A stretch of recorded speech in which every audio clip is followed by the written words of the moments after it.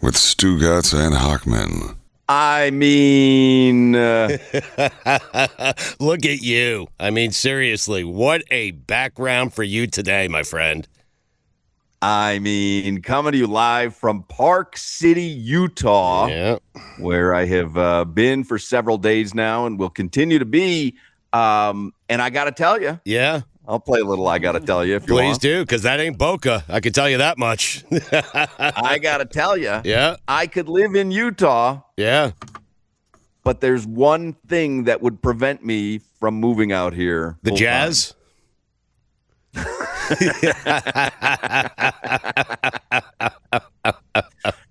The fact that I can't buy a fucking lottery ticket. Oh, really? Why? You know, Utah, because it's all Mormon, it's one of the few states in the nation that does not allow any state-sponsored gambling. Mm-hmm. And, man, I can't stop into a grocery store or a gas station without buying a lottery ticket. It's just part of my being. Right. And I was telling my wife yesterday, I go, one of the reasons we could never move to Utah, I can't get a lottery ticket everywhere I go. And she said, I believe that's one of the positive reasons that we should move to Utah. I'm with your wife. Maybe we will end up here. No, it is odd because sometimes people won't move to a state. They don't want to go to a state because perhaps weed is not legal. No one cares about lottery tickets, man. I mean, Jesus. Drive past a 7-Eleven, and I know I can't walk in and get a quick cash pop. I mean, what is even wrong with this place? Can you get a Slurpee? I mean. You can get a Slurpee, thank God. You can get, you know what they have out here? I posted it on my Instagram yesterday. They have a place called Swig. Now, they're opening them all over the country, but Swig is really popular here in Utah. Right. And it's basically dirty sodas, right? This is the new trend of dirty sodas. So they put a little Dr. Pepper, maybe a little coconut cream in there. They do a little razzle dazzle, and you got yourself a clever drink. Right. And wherever you walk, you see people walking with these Swig sodas. And what I found out is I did a little research on it as to why it's so ubiquitous here in Utah. So Mormons are not allowed to drink caffeine or hot drinks, period. No hot drinks. Huh. And so the pleasure of walking into a Starbucks, which you and I know well. Yes. The pleasure of walking into a Starbucks, having a frappuccino, a latte, an espresso, whatever you want, mixing in some oat milk. They can't do it. If you're strict Mormon, you can't drink a hot drink and you can't drink caffeine. And so this place, Swig, has kind of found a workaround because all the drinks are cold. And I believe they use non-caffeinated sodas for the most part. Not that there aren't Starbucks everywhere. There's plenty of people here in Utah who are not Mormon. Getting cold coffee? I mean, geez. Oh. I do think that there's a reason that everybody loves this Swig soda down here is the fact that you know they can drink a cold drink and order something cutesy rather than just walk to the part of the fun of Starbucks is like, hey, I'd like a caramel macchiato, double shot of caramel, one thing of Splenda, and some protein foam on the top. It's a little it feels better than walking up to a place and getting one sun-kissed. So, Stu, Mormons, yes, coffee in any form is forbidden. So iced coffee is also forbidden. It's because of a health law from 1833. If you're following health laws from 1833, get over yourself. I'm with you on that. Yes. No, but he's right. I believe that's our entire country right now. I think RFK is trying to implement leeches instead of vaccines. We're going back to leeches. I got to tell you, Hoch, that being a Mormon sounds like a drag. It's too much work. I mean, I can't have a hot cup of coffee. The whole sex thing. I mean, all of it. So who wants to be a Mormon? Seriously. There's workarounds for everything. You can have premarital sex. It's called soaking. Have you heard about this? No. You heard about this, Taylor? Perhaps you'll sway me. Perhaps by the end of this episode, I'll be dying to be Mormon. I mean. Well, it actually involves swaying, Stu, because you're let me see how I can phrase this the most delicate way possible. Uh-huh. Yeah. You're in. Yep. And then somebody, a third party comes and kind of shakes the bed. Ooh, spicing it up. I like that. So you're not moving. In other words, you're not moving. Somebody is moving the bed for you. If I'm being honest, I'm not moving regardless. So, I mean. You've been soaking for years. I'm Mormon. So, like, I see these videos on all the time on Instagram, like Mormon women and men who are in college, and they ask, have you ever seen people soaking? Or have you ever participated? So let's just say my sex member was laying right next to hers and was almost there. And I had four friends around the bed who were willing to shake the bed. Fake Howard. So that naturally, I just kind of end up in there soaking, and there's some movement going on because the bed is moving, not me. That's a workaround. If you say so. Do you get to choose the 4 friends who come and shake you around? I mean, listen, if you can find 4 friends that'll engage in soaking for you, those are friends for life. I'd be there for you, Hoch. I would. I appreciate it. You got so it. we're doing this emergency podcast from Park City because we are celebrating the 15th anniversary of Marc Hochman Sports Comic. Wow. Which is, when I say the 15th anniversary, not the debut on the radio, but the actual performance at the Improv in Fort Lauderdale. Mm-hmm. It was August 24th, 2011. Yes. Marc Hochman Sports Comic took the stage. And I had posted video clips yesterday on Twitter, on my Twitter account, and I got more response from it than I've gotten in a long time. Here are some of the responses just on Twitter. Right. You and Danny should kiss and make up already. Life is too short, brother. Yeah, I've maintained that forever. The fact that Dan has held a 15-year grudge over a stand-up comedy routine done in front of a brick wall at the Improv seems to be a weird grudge to be holding. It takes 2 to tango. I mean, you're willing to make up. He's not. Actually, if you're Mormon, it takes like 6 to tango, Somebody replies that it was all great, the clips I posted, but there was not a single Javi Vasquez joke in there. True. There was. I only posted some clips, but I was known for one of my lines. Javi Vasquez was one of the Marlins pitchers at the time, and I would do, "He no Javi, a very good season," because he was getting rocked every time he went out there. That became my catchphrase, kind of like Steve Martin, wild and crazy guy. My catchphrase was, "He no Javi, a very good season." You're proud of that still, I can see. Yes. Luis Diaz over at iHeart, where you work, he tweeted at me, "Let me open for you." And I said, "No, my comedy days are over." Come on, I can get one more set out of you. Come on. Dave Williamson, who is a professional comedian. He opens for Bert Kreischer all across the country. Dave Williamson was the brains behind bringing Marc Hochman Sports Comic to an actual live stage at the Improv. He tweeted me yesterday, "You're welcome, and also I'm sorry," because it was the end of my experience on the Batard show. This was the beginning of the end. Yes, if that night had a title, it would be the beginning of the end. Yes, I actually wrote that down on a piece of paper here, Hoch. Yep. And a whole bunch of responses. Wow, these were good times. Loved that time of the show. Beginning of the end, sadly. An epic night. Many of the jokes still hold up. I'm just getting down to best era of the show. I have very fond memories of this era. Let's get to the one that I wanted to get to. So somebody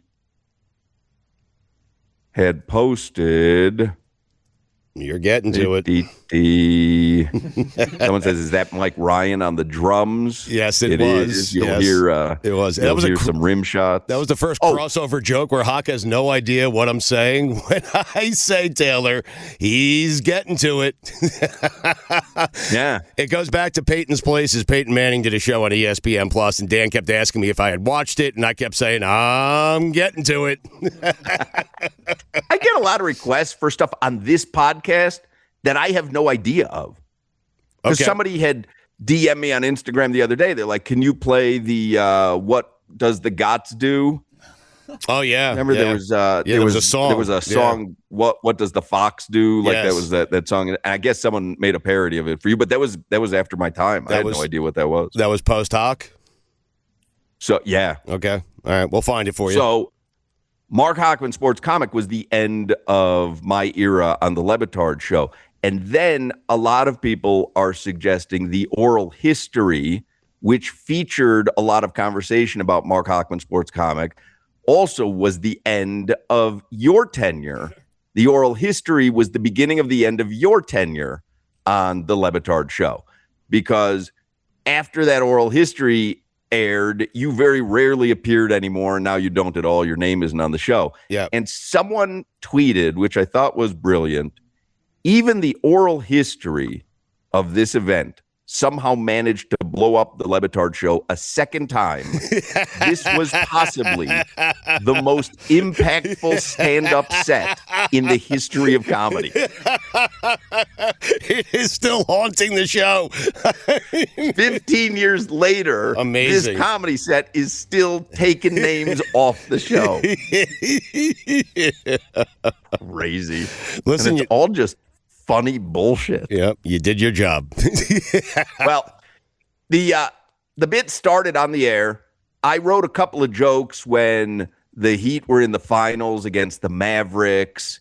And I think the way that it started was I was saying, because nobody felt good about that Mavericks series, and I said, what if I delivered some of the criticisms of the Heat through a hacky stand-up comedy alter ego? Right. And so it became Marc Hochman Sports Comic, a comic who would really just focus on sports. So there wouldn't be much legs to a sports comic in the world. There's prop comics, there's observational comics. There are no sports comics. No.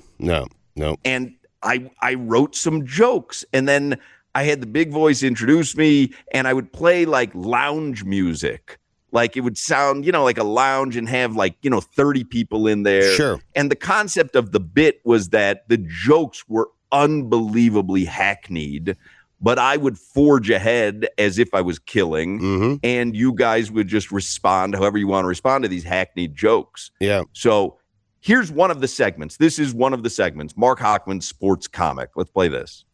Marc Hochman Sports Comic.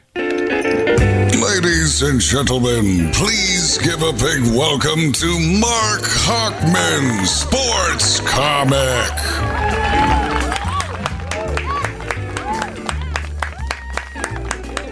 Thank you, guys. Thank you. I'm Marc Hochman Sports Comic. At one point last night, I saw Mike Bibby and Juwan Howard running up and down the court. I checked my TV real quick. I thought I might have accidentally changed the station to ESPN Classic. Thank you. Thanks, guys. Off to a great start. There were a lot of well-dressed celebrities in the crowd. Did you see those tickets that Drunas Ilgauskas got? Wow. He was close to the bench. A little slower on that rim shot, Mikey. The drummer's a little fast. I'd like you to just keep hitting it over the punchline, please, so we can just move this along. It's funny. Last night, Mike Miller was dressed like a mummy, and by the end of the series, Dirk is going to be calling for his mummy. No, but seriously, you know what? Don't point at me. Why are you pointing at me? Allow me to do the act, good. sir. Come on, you're in an audience. I'm before a brick wall. Part of the act here. Boo! Where'd you get that wig? Seriously though, on a serious note, there were some shootings over the weekend in Miami during the Urban Weekend, and I'm hearing now that police are investigating some shots last night at the American Airlines Arena. Nothing got hit though. The prime suspect is Mike Bibby. Come on. Now that I think about it, that 9 p.m. start time for the Heat wasn't actually that bad. What time were the Mavericks supposed to start? They say everything is bigger in Dallas. I guess that doesn't include shooting percentage. I got a peek at Eric Spoelstra's chalkboard at the end of the game. Yeah. He wasn't diagramming a play. He was showing them the parade route.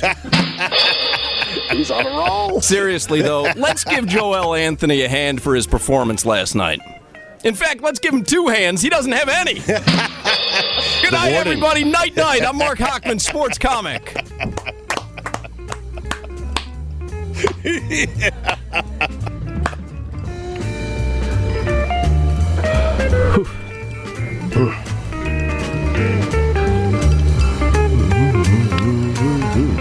I've never been to a comedy show before that's filled me with rage. Like normally you can numb that with drinks. Yeah.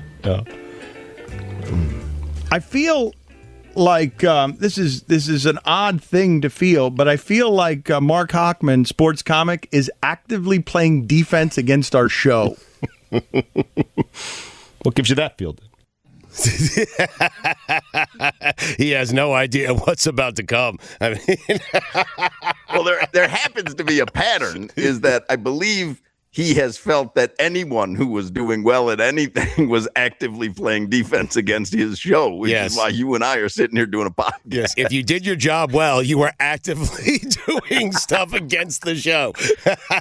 So I did, but the real concept was they were going to be bad, hackneyed jokes, and he was going to act like, hey, what are you doing here? You're slowing the show down. And I would just keep forging ahead like a Borscht Belt comic, just doing the, I got another zinger for you. We were all doing a thing. And you played it perfectly. I just laughed because do you remember that whole set basically was about Mike Bibby? Do you remember how desperate Heat fans were to get anybody to salvage that season?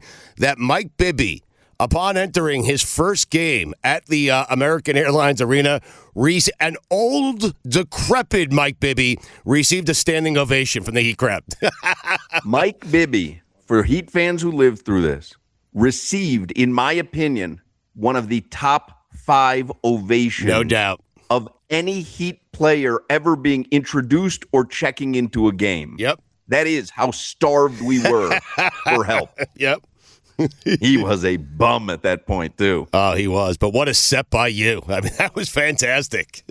So we ended up doing about 10 or 12 Marc Hochman Sports Comics throughout, I don't know, maybe an 8-month period of the Le Batard show. I'll give you one more. Here's one more set that we did on the air.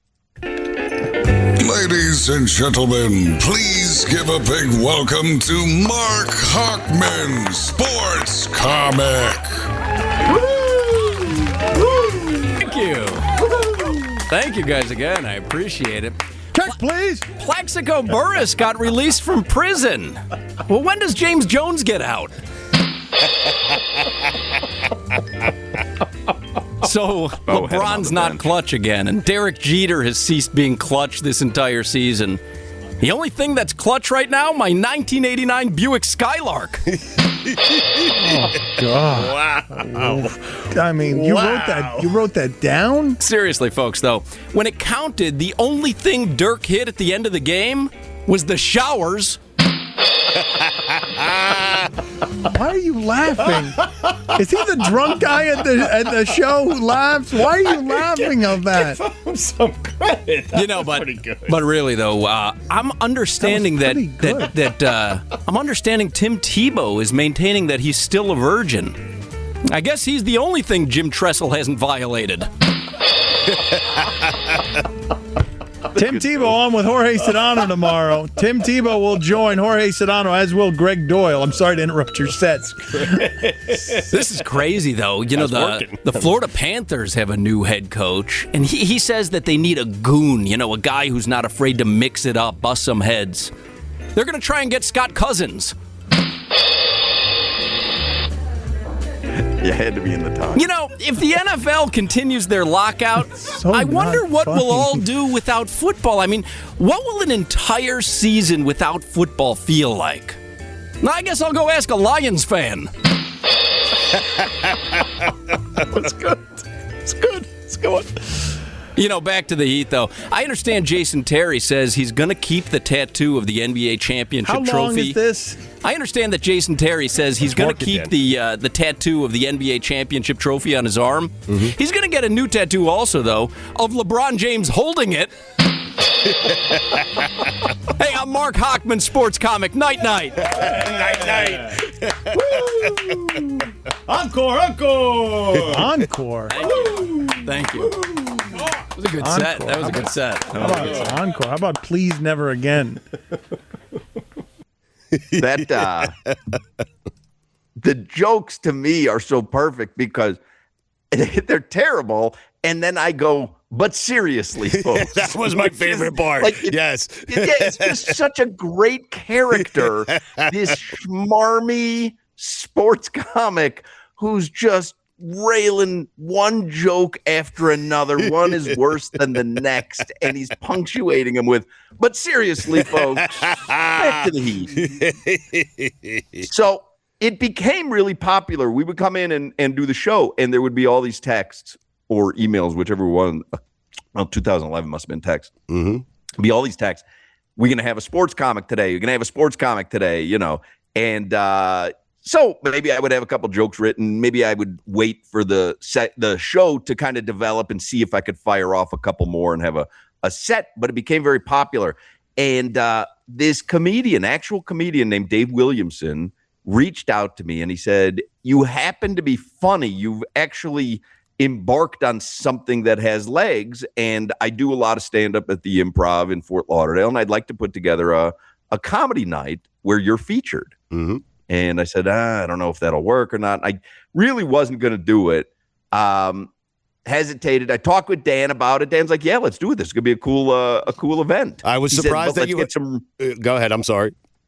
No, but he said, let's get some real comedians but let's also do some show people. And so I had gone to Dave Williamson, and Dave said, I'll perform. I'll be the headliner. And we got a guy named Dave Siegel, who was also a local comedian. And I asked Ron McGill if he would do a live set. That's right. Kind of the way that he did it at the zoo, when he would do like sex at the zoo. He could bring out a couple of props, show a big giant whale dick, do whatever. You're in a comedy club. People are drinking. And people love Ron McGill. So would you do a set? He said yes. Right. And then I asked Roy, will you do a live top 10? I'll write it for you, but you'll perform it live on the stage. And he was in. So I was like, okay, we had an opener.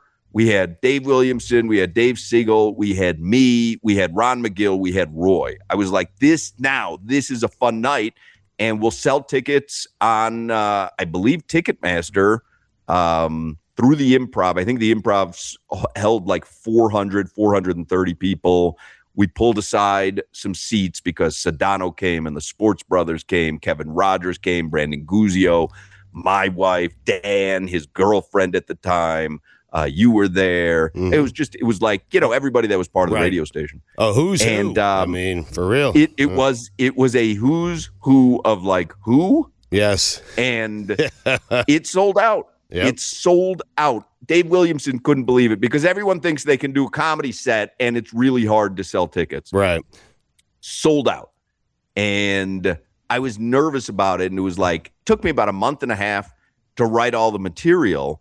But I knew what I wasn't going to do. I wasn't going to go up there and do 15 minutes of bad sports jokes. My idea was, and this was the end of the show, my idea was I'm going to roast Dan. I'm going to roast you. Yep. I'm going to roast my wife. The first jokes were actually about my wife and how she can't make a sandwich. Right. So I came out a box, and I had the crowd in the palm of my hand. Anyone can see, by the way, the entirety of the set. Me, McGill, Dave Williamson, Roy's Top 10. If you go to YouTube and search Marc Hochman Sports Comic, you will see myriad videos from people who were there taking videos, posted videos. So you can piece together the entire night. It's all there. You'll see I was a no-holds-barred Don Rickles style comic. You really were. The real shocker in all of this is that your set broke up the show, but your marriage is stronger than ever. I mean, how about that? Well, my wife can take a joke. Dan can't. And that's really, and so this long running grudge he's had against me, because even in Mike Ryan's oral history, Dan said this was a betrayal by me. He called it a betrayal. And it's so fucking stupid, a betrayal. It was a comedy night where I'm making jokes about everything and everybody. And Dan, and I said this on the oral history, so I don't want to relitigate the entire thing. Sure. But Dan, for years, even when I was back in college with him, he had this mantra and said it on the show a million times. Insults are the language of intimacy among males. Mm-hmm. He said that 1 million times No from doubt. when I met him in 1987. Yep. Throughout the first few years of the show, he would always say, insults are the language of intimacy among males. He has said it so many times. I now say that to people. I do all the Yeah. time. Yes. Mhm. Because he's right. Right. It is. Yep. I insult people because I like them. They're my friends. In one of those sets, he yelled at me while I was doing the jokes, hey, where'd you get that wig? He'd been hard on my hair, which is a physical deformity, Yep. for years. Mm-hmm. Yep. Yeah, the whole Rogaine stuff, like, whatever. You make fun of your boys. That's how you do it. So anyway. But at least he was easy but on me. I mean, I mean, think about that. Like, you sat through every a day. time Yes. where there were no jokes even. You sat through a time on the radio where he literally just came out and said, I'm not sure I want to do the show with you anymore because I don't think you're worthy of doing the show with me. Yes. God. What the fuck is funny about that? Nothing. But Like that's literally just an insult, and it's not even couched in funny. Yeah. I mean, man, now But- that I'm thinking back, there are so many. I wish he had acted on those impulses. So that was the part that shocked me in the aftermath of doing this. Was he was always like, yeah, we all bust each other's balls on this show. He likes to be the chief ball buster, right? Yes. And always talked about, though, how he's so thick-skinned. And I get up at a comedy show in front of the most iconic comedy backdrop in the world, a brick wall. When you say anything in front of a brick wall, everyone knows it's a joke. Mm-hmm. That's the way it is. Is that right? Is that a rule? The brick wall connotes a joke. That is a comedy backdrop. But anyway, that's the part that makes it so strange to me. Is he was always the guy who was like, insults are the language of intimacy among males. And I do jokes in this comedy set about you, Yep. about my wife, Mm-hmm. about plenty of Marlins, Heat, LeBron, and I did a lot of jokes about Dan as well. And one guy did not receive the jokes, Dan. And this is 15 years later, Mm-hmm. and he still considers it to be the biggest betrayal. Now, just think about it. Over those 15 years, LeBron betrayed Pat Riley. Yep. They patched it up. Mm-hmm. Well, I mean, debatable now, but you're right. They talk. Yes. They appear in the same place. Right. They do whatever. Mm-hmm. D. Wade and Pat Riley. Pat Riley, in my opinion, betrayed D. Wade by going after Hassan Whiteside and letting Wade end up in Chicago. They patched things up. Mm-hmm. I mean, I've seen politicians kill each other on the primary trail and then patch things up. Yes. Dan, for 15 years, cannot get over a 5-minute comedy set that I did about him at the Improv in Fort Lauderdale. No. And I'm Wild afraid to me. It is. I'm afraid he's never going to get over it. Just so Yeah, I honestly don't give a shit. Well, Really. I know you don't, but I know people. Listen, they all want us, hand in hand. They want to see us make up. Perhaps they want to see us do another show. I am telling you that Dan will never get over that night. It's not happening. Yeah, okay? and it's weird, but I said it in the oral history. Like, I'm 56 years old. I don't give a shit. Like, Right. you can say whatever you have said about me over the years. I'm friendly with everyone. I enjoy my life. I'm imagining he does as well. I know you do. Like, yeah, in any relationships, there will be missteps. So what? Right. Get over it. Yeah. But Yeah. I honestly, I don't give a shit. If I saw him, I always say, if I saw him having lunch somewhere, I'd go up and I'd hopefully have lunch with him and pick up the check.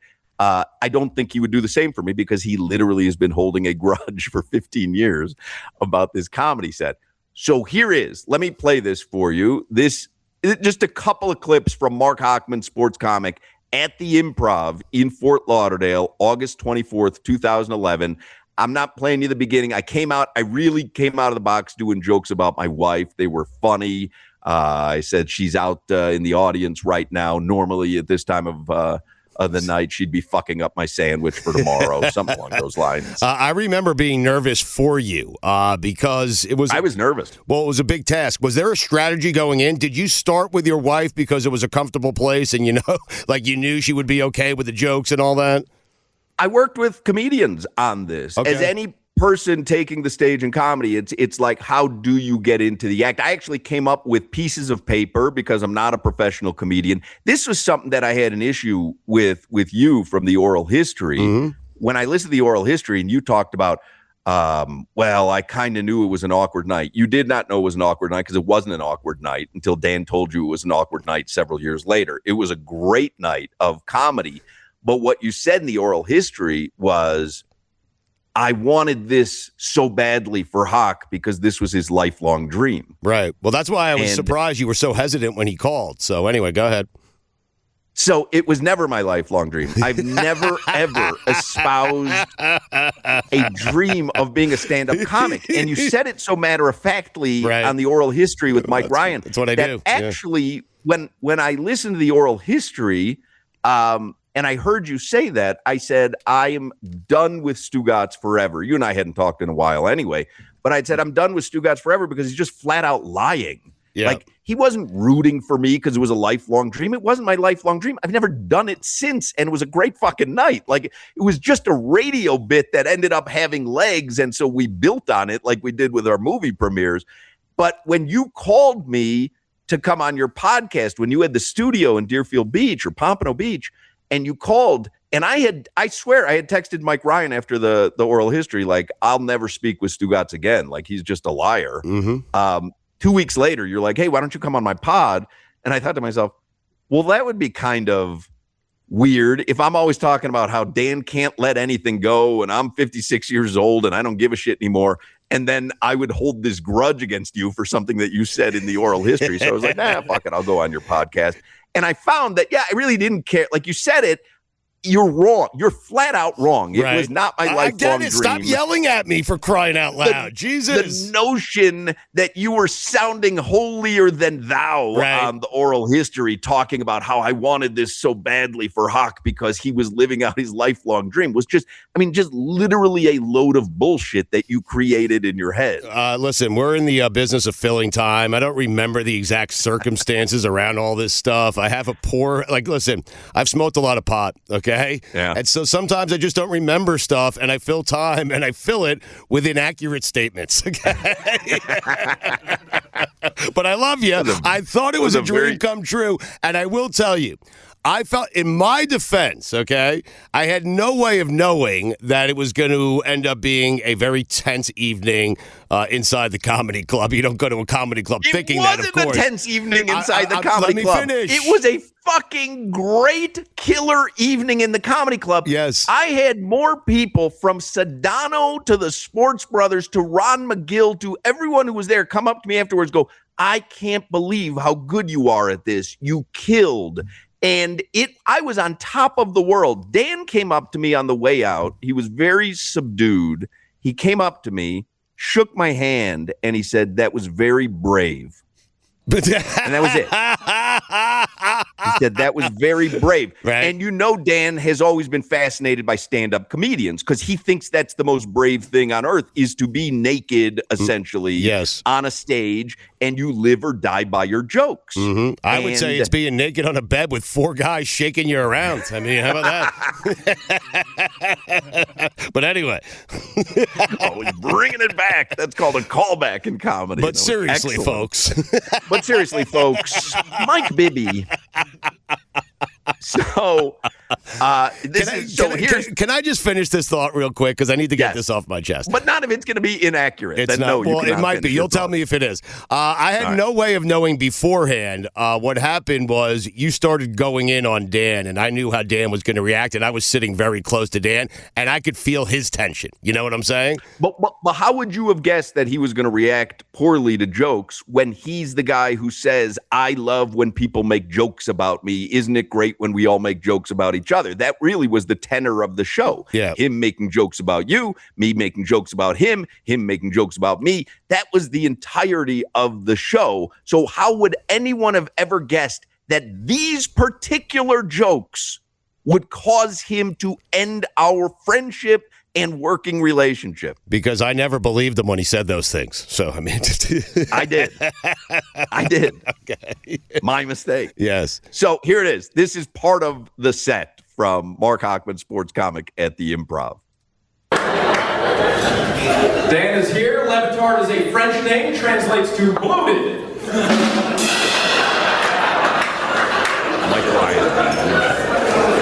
I don't want to say that Dan's new TV show is going to be bad, but the working title is The Chris Volstad Show.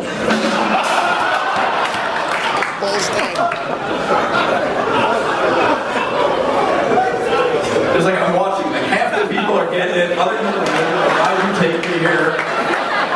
And my wife is fucking up a sandwich. And it's not just me, the network doesn't have that much faith in Dan's show either. I've been told that in ESPN programming meetings, they're calling it pardon the cancellation. Is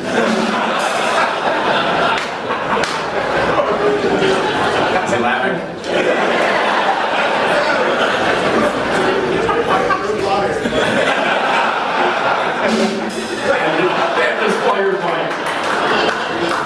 Dan's one of these sports writers that ESPN tries to force down our throats as experts. ESPN this is what they do now. They tell us Bill Simmons during the NBA Finals, he's an expert. Dan Lebatard's an expert. I don't trust Dan Lebatard as an expert for ESPN unless the E stood for ego. And the N for nachos.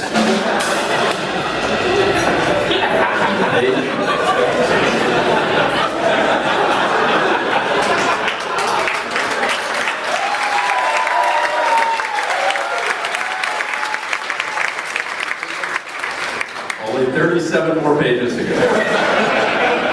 Dan Batard has such a big ego, even Barry Bonds thinks he has a big head. You remember that from the steroids? That joke killed 9 years ago. Living out your dream. I mean. But I knew it was working from like the moment I knew it was working. I was super nervous that I was going to bomb, and I knew it was working from the moment that I started. And the thing that I had misjudged wrong is I thought everyone in the crowd was going to be rooting for my failure. And this is a real interesting backstory behind it, because when I would go on the radio to do Marc Hochman Sports Comic, Dan was actively rooting for my failure. Right. That was part of the bit. I'm not saying that, but that was part of it. He wanted the jokes to be bad. He wanted the bit to fail because then he could do what are we doing here? You're wasting our time. Mm-hmm. And so I had, over the course of 10 or 12 appearances, started to believe that everyone's rooting for my failure. And what I thought was this crowd, what I subsequently learned was they were there to see me because they liked me on the show and they enjoyed the Marc Hochman Sports Comic bit. What I thought was they were there for Dan to support him in hoping for my failure. So when I got there, I was really nervous. And I remember talking with some people in the crowd, and they're like, we're so excited to see you, whatever. And I downed an entire glass of vodka. Wow. Because I was so nervous. I'm not a big drinker. When I say a glass, I said, I got to get the fucking edge off here, because I thought I was going out there to bomb, and I thought people were going to revel in me bombing. Right. And what happened was everyone in there but one was rooting for me to do really well. One guy was rooting for me to bomb. Yes. And when I didn't bomb, he held a grudge against me for the next 15 years. So here's the next set that I did, the next couple of minutes about Dan from this night. Dan is so into black and white, his collection of porn features Charlie Chaplin.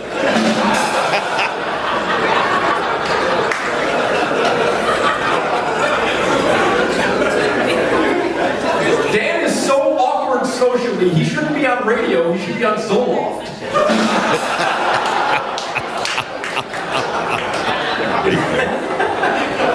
I've lost Ron McGill on that one. They gave me lost my job on that one. Seriously though, Dan and Stugotz have changed radio here in South Florida. It's bad now. You know, Dan sits there and he'll write column after column criticizing players and owners and the decisions they've made and general managers and the decisions they made. And then his first major radio decision is to hire Stugotz. Hey. Wasn't ready yet. Hey. That's the worst decision since Brian Dunkelman decided to leave American Idol. Another one of my catchphrases. I'm not exactly certain how Dan ended up choosing Stugotz as his partner, but I'm pretty sure it involved waterboarding. It's funny, I thought that one was funny. This one's iffy.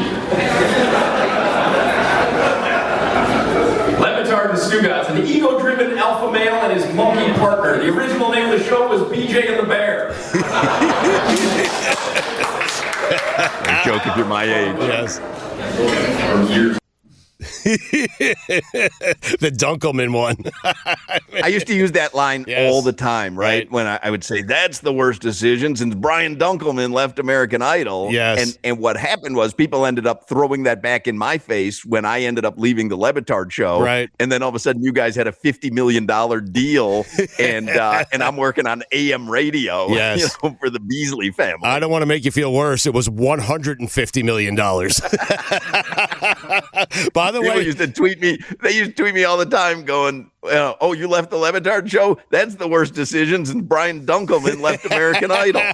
Taylor, do you know who Dunkelman is? No. Okay.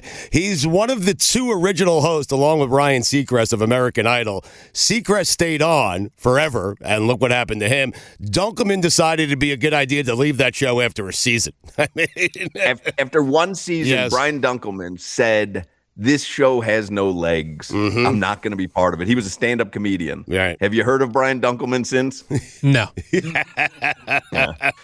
It was a bad decision to leave American Idol. Ryan Seacrest is literally a billionaire Yes, he because is. of that show. Correct. A billionaire. Yep. Poor Dunkelman. Yes. Yeah, so I do have some similarities with Brian Dunkelman. So here's one line. This is a funny line about Stugotz from that comedy show.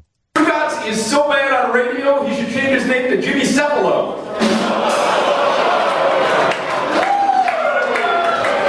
I did an entire set about Stugotz, but I love that line. He's was so great. bad on radio, Yes. he changed his name to Jimmy Cephalo. The inventor of the live spot, Jimmy Cephalo. I saw him the other day here at our radio station. Of course you did. I gave him a big hug, and then as I walked away, I told the station manager, that guy hates me. And then here's another clip. And again, you could see all of it on YouTube. If you go to YouTube, you can search Marc Hochman Sports Comic. You'll see everything. Here's just the beginning of Roy's Top 10 live. These are Roy's top 10 things he has been prevented from saying on 790 The Ticket. Roy's top 10 things he has been prevented from saying on 790 The Ticket. Number 10, Roy. Fuck you, Ron McGill.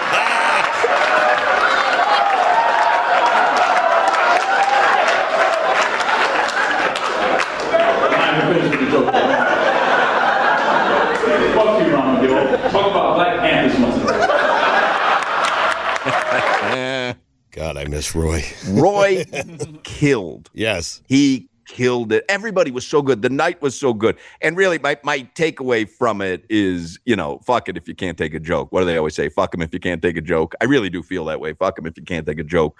But what happened was I did that night, and it was maybe one of the best professional nights of my life. Sure. I was on the high of highs. Mm-hmm. More people wanted to take a picture with me than with Dan or you. Yes. That had never happened before. Everyone wanted to talk to me afterwards. Dave Williamson was coming up saying, hey, we got to do more shows. You're really good at this. Like, it really was a thing. And then I get home. I start cutting up sound that night because that was on a Thursday night. The next day, we've got the radio show. So we go do the radio show. I walk in. Dan won't look at me. It was weird. Now, I didn't expect any of this. I thought we had the greatest radio station event that we had done. Right. Dan starts the show, and he's talking about the Marlins, and he's talking about Javi Vasquez and Chris Volstad and whatever. And the show was, what, 3 hours or 4 hours back then? Probably 3. We started, it was 3 to 7 back then. So 4 hours. Okay, so maybe it was 4 hours. Yeah. We're 3.5 hours through the show. He has not mentioned it. Mm-hmm. So now I'm like, something's up. Like, we did a huge station event. We always, the next day, we would do a movie screening. Staple. We'd come back the next day. And, we'd talk about how great was the movie screening, and Reagan Mawia showed up, and Terrell Owens showed up, and whatever. Literally hasn't mentioned it. And so during a commercial break, I say, hey, are you going to mention last night? And he said something like, no, I think it kind of sat on its own, right? We don't want to. We don't want, like, it sat on its own. It was a great event last night, something like that. Right, because we're not the show that beats things into the ground. But anyway, yeah. Right, yes. Right. Yeah. So we walk out to the parking lot. Show ends, 7 o'clock. We walk out to the parking lot. It's me and Dan. And I'm standing by his car. And I go, what the fuck just happened in there? Like, last night was great. And he just goes off. Fuck you. You're a piece of shit. Who the fuck do you think you are, talking to me that way in public, embarrassing me in front of people? And now when I tell you, I am like floored, taken aback, because they were jokes.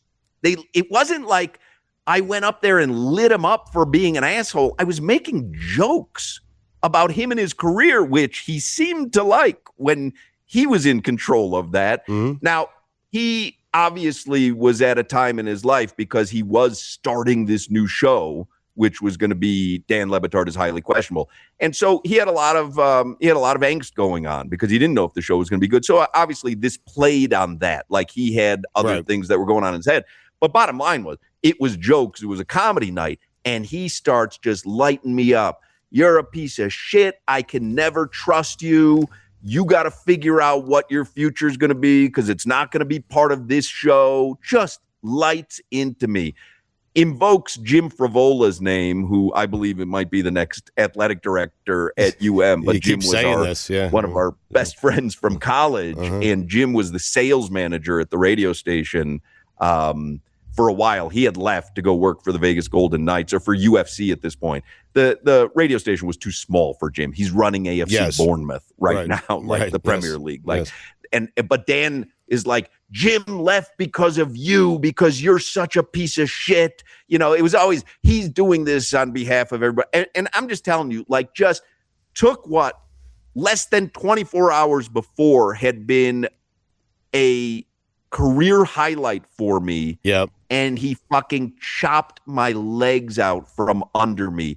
But when I tell you, like, insulted me to who I was as a person, and talked about how it was such a betrayal, he'll never be able to look at me the same way again. That's when I knew that I was done on the show. He was never going to fire me, and never did. But we started doing 2-a-days, you and I. Yes. And then it all came to an end where I had complained one afternoon to him. I'm like, yeah, this is hard. It's really hard to wake up early in the morning, do mornings. I was staying in Aventura. I wasn't driving home to Boca. My mom lived in Aventura. So I was staying with my mom during the day, and then I would come back being the executive producer, and at that point had my name on the show with you and Dan. And I had told him one afternoon, I'm like, yeah, this is rough. Like, it's tiring. It's really wearing me out. And he said to me, well, you don't have to do this show anymore. Like, he's like, why don't you just do the mornings? You don't have to worry about coming in on the afternoons. Mm-hmm. And I said, do you mean that? And he said, yeah. And that was it. That was the last time I ever appeared on the show. Wow. He never let me say goodbye. Never even said to the audience. I had been there 8-9 years. Never even said to the audience, Hoch's not going to be part of the show anymore. Just disappeared. And really rarely speaks my name ever since then. And I look at the farewell that Billy Gill got, and I look at the farewells that other people have gotten. And for me, he has kind of tried to make me like a forgotten entity of the show, which is, I mean, just bullshit. It's the weakest weak sauce that anyone can do, but testament to who he is, I guess, unfortunately. But like I say, I don't really care. Like, I don't care. I still consider him a friend. I'm on a text thread with him, with all our college buddies. He hasn't responded in 5 or 6 years because he doesn't want me to see his responses. But my friends tell me when we're on a topic that he likes to chime in on, he texts them individually. He keeps it off the thread that I would see. So he's not texting you? It correct. So I can't see it. Right. So that seems really wildly weird. Inefficient. I mean, yeah, that comedy night. Now, the great news is I've never been happier. And my point on the oral history was I'm sure he's never been happier. He's surrounded by people who love him. He's making millions of dollars. He runs his own show. He doesn't have to answer to a corporate overlord. Like, everything worked out perfectly for everybody. He cannot get past that comedy set that I did. And I don't know why, but I honestly don't care. My life is good. Your life is good. His life is good. Life is good. Life is too short to hold a grudge that long. But if you're that embedded in it, I guess go for it. If it makes you feel better, I had a similar farewell. I am wondering if you ever confirmed with Frivola that he indeed left because he was uncomfortable. Did he leave early? Yeah, or did he have something to do? We called him from the parking lot. Right. I said, Dan, call Jim right now because you're lying. You're lying. Like, became this huge fucking fight. I hate relitigating this stuff because you know why? To me, it sounds like middle school bullshit.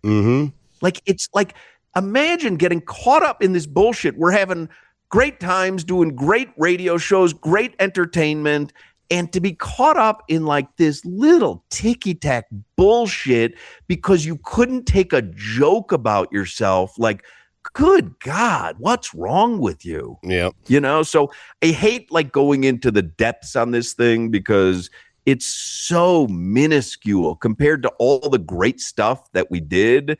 Like, for this to be the beginning of the end, I did 5 minutes of stand-up comedy at the Improv at Dan's expense, and that was an unforgivable sin in his book. Yeah. He, I've said it before, I do believe he is very similar to Donald Trump in that he requires 100% fealty to him. And the moment that isn't there, he will excommunicate you. And that's it. There is no transaction other than give me 100% loyalty and fealty. And if you can't, and that's not in my genetic makeup, I can't do that for someone. Right. I ended up being excommunicated. So it was fine. Here's the great news.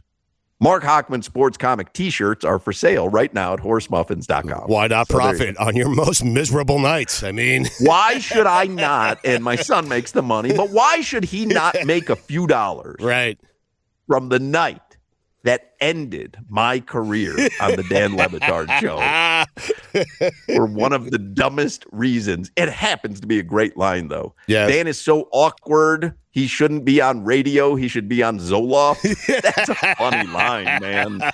I know it cuts, but that's a funny line. Funny's funny. I'm a big believer in funny's funny. Listen, I'm just trying to figure out how I'm going to clean up this mess. I mean, jeez.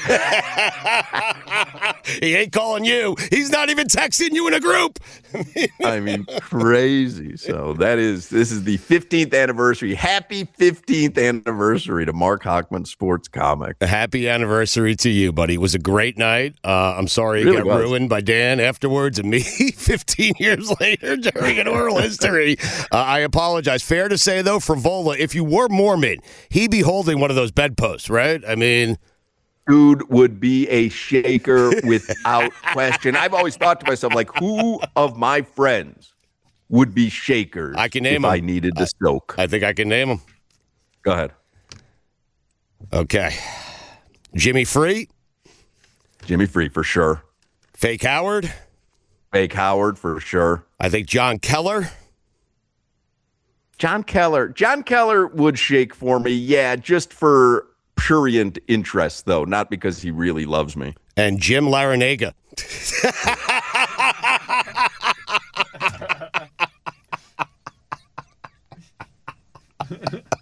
Coach L. I think you're right. Yeah. I think you're right. Yeah, Taylor. All right. Athletes, if they connoted soaking, Shake Milton. Oh, wow. Like that. Shaky Rodriguez. Oh, I mean, now we're doing something. Yes, he was an FIU basketball coach. Yes. Athletes who connote Mormonism, or went to BYU at least. Jim McMahon. Yes. Wasn't there furthest from a Mormon? Sean Bradley. Oh, you're just doing famous guys who went to BYU. Yeah, Ty Detmer, yeah, Steve or, Young. or famous athletes who were Mormon. Sean Bradley was Mormon. Sean Bradley, Jim McMahon, Steve Young. John Beck. John Beck from the Dolphins. Yes, Ty Detmer. Trying to think if there's any more. I think we got them all. Anyway, all right, I got to get back to my vacation, but I wanted to celebrate I wanted to celebrate the 15th anniversary of Marc Hochman Sports Comic with Stugotz and Hochman pod listeners. You'll love this name, Lavelle Edwards. Lavelle Edwards, BYU head coach, I believe. Yes. Yeah. Puka Nacua. Also potentially Puka Nacua is Mormon or went to BYU. I think he went to BYU, so I would assume he's Mormon. Right. Jim McMahon went there, and he all he did was pound beers. So he did not follow the Mormonism tenets. All right, what are we doing here? You giving me 3 nicknames? All right, I'll give you 3 nicknames. I'll make them real easy. Everybody subscribe to our pod if you haven't yet done so. Get yourself a Hochman Sports Comic t-shirt at horsemuffins.com. And we'll reconvene again sometime on this vacation, either from Park City or from Napa Valley. Stugotz has to do 3 athlete nicknames to officially end the pod. I'm going to make them very easy so I can get back to enjoying Park City. Pete Maravich. Pistol. And Marshawn Lynch. Marshawn means business, something like that. Beast mode. I'm sorry. Beast mode. Beast mode. I got to be honest. Ricardo told me, he gave me a hint. I should have known that. I apologize for not knowing that. I knew Ian Thorpe last week. I don't know. That was amazing. Yes. I'm fixated on the background. I want to be where you are. That's what I'm doing right now. Anyway, I'm not focused. Go ahead. Time of my life. I just made an excuse. Kenny Stabler. The Snake. There you go. Yes. All right. More with Stugotz and Hochman to come. Make sure you subscribe to the podcast, give it a good rating, and we appreciate everybody. And now go back to your business. I'm so sorry about what happened that night, Hoch. I'm sorry about the oral history. And so the only way I can make it up to you is if you want to have sex with Lori and you need me to shake the bed, I'll be there for you. Appreciate that. You're a good friend. Thank you. You're a good friend. And I'd like to return the favor for you. With Lori. With Stugotz and Hochman.